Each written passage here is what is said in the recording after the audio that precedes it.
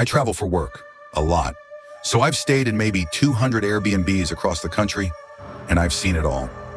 Weird taxidermy, questionable stains, hosts who text you at midnight asking if you're enjoying the complimentary wine. But the cabin outside Asheville?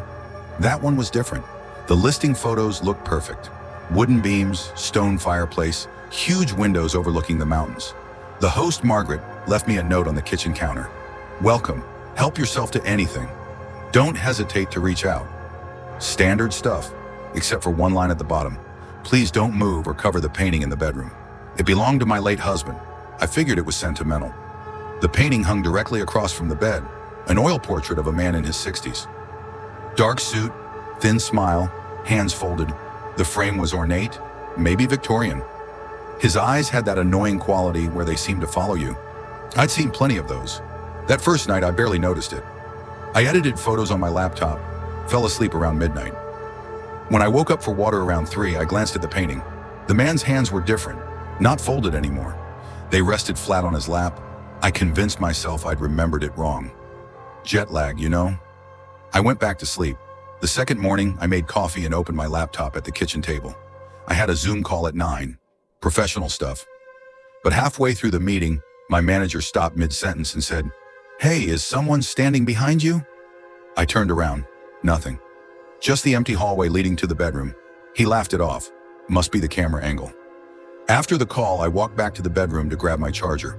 I stopped in the doorway. The man in the painting had shifted again. His hands were now gripping the arms of his chair. And his mouth, I swear his mouth wasn't smiling anymore. It was neutral, almost tense.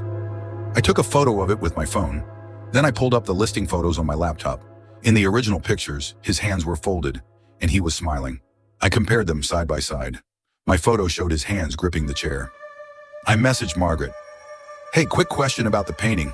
Is there any story behind it?" She replied within a minute. "That's my husband, Richard.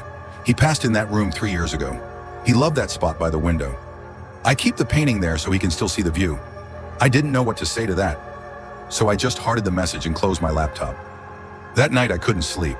I kept the bedside lamp on. Around 2 in the morning I heard it. Slow footsteps in the hallway. I sat up, barely breathing. The footsteps stopped right outside the bedroom door. I waited. Nothing. No knock. No voice. Just silence. I got up and checked.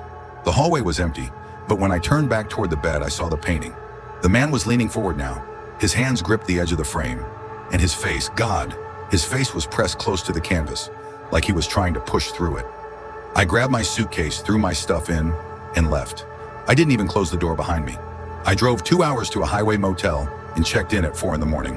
The next day, Margaret sent me a message. "I see you left early. I hope everything was okay." Richard can be a bit attached to guests, especially the ones who stay in his spot. I never responded, but a week later, I got a notification. Margaret had updated the listing photos. I opened them. The painting was gone from the bedroom, and in its place, there was a new one. A portrait of a man sitting by the window, hands folded, thin smile. I zoomed in on the face. It was me.